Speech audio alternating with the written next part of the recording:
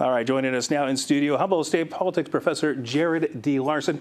Jared, thank you for joining us tonight. Glad to be here.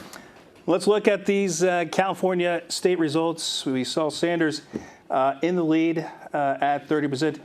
What does that tell us, and how the state voting tonight? Well, looking at things comparatively, in 2016, Clinton won California with 53% of the vote, and granted, at that time, it was really a race of two. But Sanders came in with 46%. That there are more candidates shouldn't surprise us, maybe that the numbers are obviously lower, but that Sanders didn't win bigger is what kind of surprises me. The fact remains, the stereotype, of course, is that California is this progressive place, and the clip you just showed made it clear that Sanders has a lot of support, particularly around here, and I see that on campus at HSU.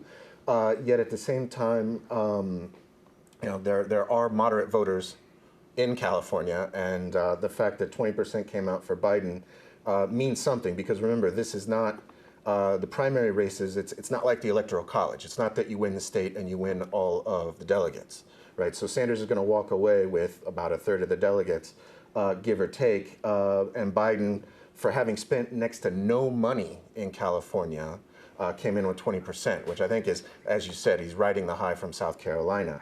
Bloomberg coming in with 17, I suppose, is maybe a bit of a surprise, but he spent millions and millions and millions of dollars here.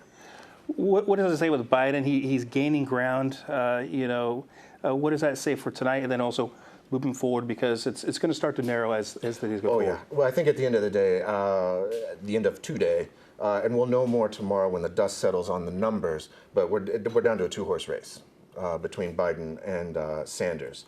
And it's hard to predict where things will go from here, but it looks like Biden's going to walk away from tonight with a solid 50 delegate lead.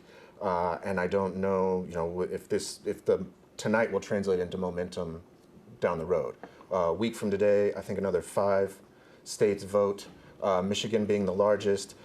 Michigan, has a bit of a progressive streak as well. Maybe Sanders could rebound a bit, but I don't know. It's hard to say. But Biden is definitely, I think, living up to the expectations of the Democratic establishment. All right. So for Biden and Sanders, definitely excellent nights here for them in California. Yeah. All right, Jared, again, thank you for joining us you, tonight. Yeah. I appreciate it. And Yes, more anytime. knowledge here at Redwood News.